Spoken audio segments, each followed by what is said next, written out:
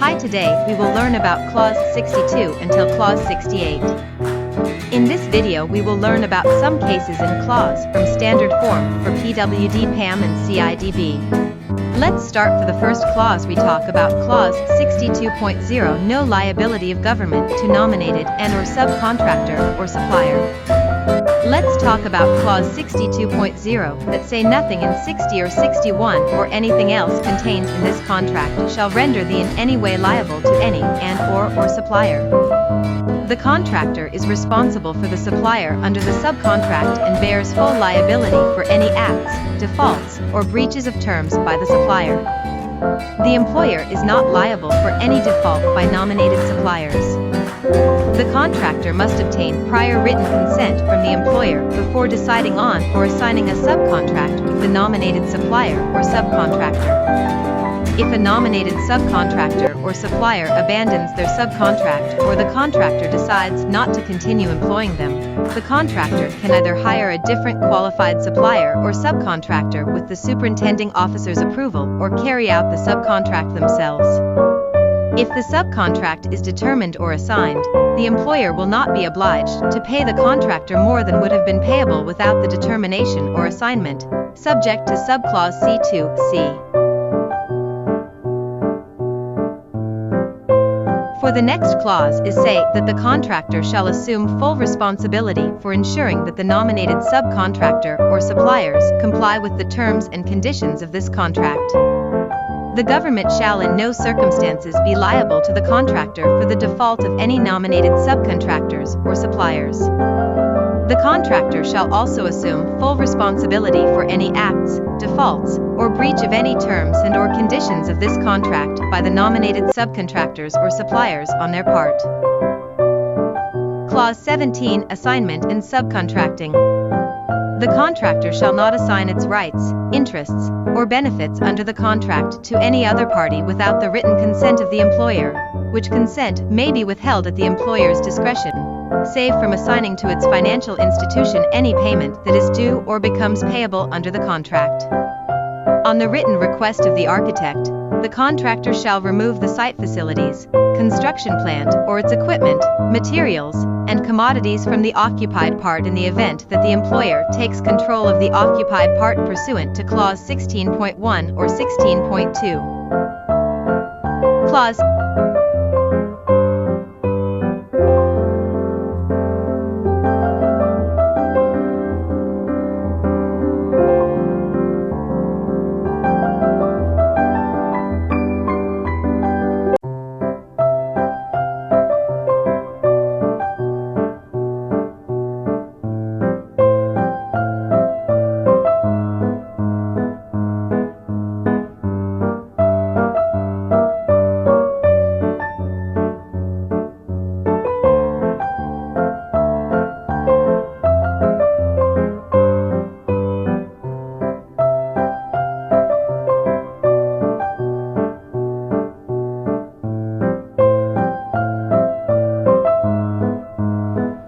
Antiquities in PAM 203A Rev. January 2010. Clause 65.1 Any artifacts discovered during excavation or on the construction site belong to the government. The contractor must stop work if it endangers the object or impedes its excavation. Preserve the object in its original condition and location. Inform the site officer, SO, of the discovery and its precise location. Clause 65.2, the site officer, SO, will instruct the contractor regarding reported objects. Third parties may be permitted to examine, excavate, or remove the object, treated as under government control. Clause 65.3, direct losses or expenses incurred by the contractor due to compliance with these clauses, not compensated elsewhere, will be added to the contract sum. Antiquities in PAM 2018. Any fossils, antiques, or valuable items found on site belong to the employer. The contractor must halt work upon discovery, preserve the item undisturbed, and report it to the architect or site staff for instructions. Next we are going to antiquities based on CIDB. As between the employer and the contractor, all fossils, coins, valuable or antique objects, structures, and other relics or items of geological, historical, or archaeological interest found on the site shall be assumed to be the employer's absolute property. Before removing any item or thing, the contractor is required to take all reasonable efforts to prevent any discovery, report any such discoveries to the superintending officer, and follow his or her directions for handling the information. Any work completed by the contractor in compliance with these guidelines will be considered a variation. Now we will be continued to arbitration.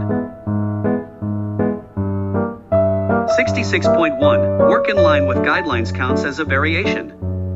Disputes referred to officer in the appendix. 66.2. Officer's decision in the appendix is binding until work's complete. Contractor must comply, even if parties are dissatisfied.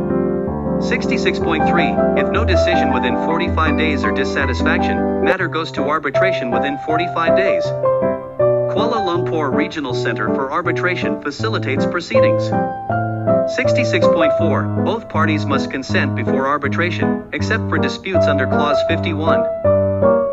66.5. Arbitration doesn't waive parties' obligations under the agreement, if consented to per Clause 66.4.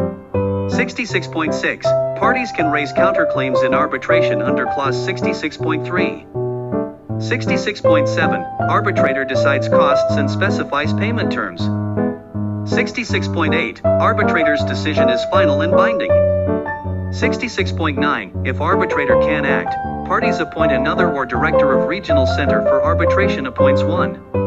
66.10. Reference means arbitration under the Arbitration Act 2005. 66.11. Arbitration governed by Arbitration Act 2005 and Malaysian law. Next we are going to arbitration based on PAM 2018. 37.1. Disputes between employer and contractor regarding contract issues, architect's judgments, or withholding certificates must be resolved.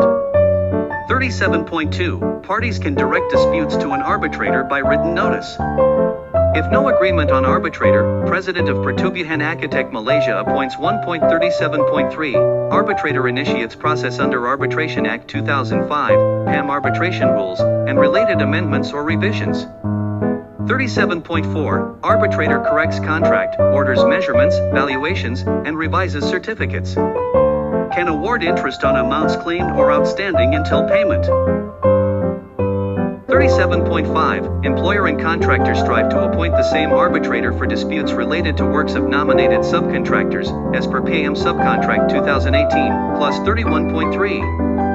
37.6. Arbitration only starts upon written agreement between employer and contractor, or after determination of contractor's employment or work's abandonment. Exceptions for specific grounds. 37.7. Arbitrator's decision is final and binding on the parties. And lastly, AS from CIDB, 47.7.1a, notice of arbitration issued if dispute resolution board fails to decide by specified date or if party disagrees with board's decision. Arbitrator chosen by parties, if no agreement within 14 days, arbitrator listed in appendix appointed. Arbitration not before practical completion unless specific grounds. Arbitration Act 2005 and specified arbitration rules apply. Arbitrator empowered to review certificates, determine disputes, and award damages. Arbitrator's decision final and binding. Parties decide on replacement arbitrator if needed. Place of arbitration as per appendix. WD Clause 67.0. Notice, approval, consent, request or other communication required or permitted to be given or made under this contract shall be in writing in Bahasa Malaysia or English language. This notice is issued by the architect, engineer, or project manager to officially authorize the contractor to begin construction or specific phases of construction. Next is notice in PAM Contract 2018 Clause 38.0. Any written notification or other communication required by the contract must be sent or delivered by hand, ordinary email or registered post, facsimile transmission and electronic transmission. A notice in construction related to a PAM per Satuan Architect Malaysia contract from 2018 could refer to various aspects of the project. This notice is typically issued by the client or the main contractor to the appointed contractor, authorizing them to commence work on the project. It outlines the start date, project details, and any specific instructions or conditions. Next is notice in CIDB 2000. Notices to be given under the terms of the contract shall be in writing, unless otherwise specified elsewhere in the contract, and shall be deemed to have been served upon the other party if sent to the address specified in the Articles of Agreement by either party. The next clause is safety at the site. In PWD, the contractor is required to obey by all applicable laws, rules, bylaws, directives, or orders from relevant authorities regarding the requirements for workplace safety, referred to as safety requirements. He also must make sure that his employees, laborers, and subcontractors always follow these requirements while the works are being completed. Next, in PAM, the contractor must comply to safety regulations and make sure his staff, construction workers, and subcontractors do the same. The contractor also needs to assign personnel and a suitably qualified safety officer to carry out the safety program and instruct the workers on safety regulations. Lastly, in CIDB, the contractor must comply by all applicable safety laws and regulations, the contract's health and safety requirements, and any instructions given by the contractor's health and safety officer. The contractor also needs to keep workers safe, keep the area free of unnecessary obstructions.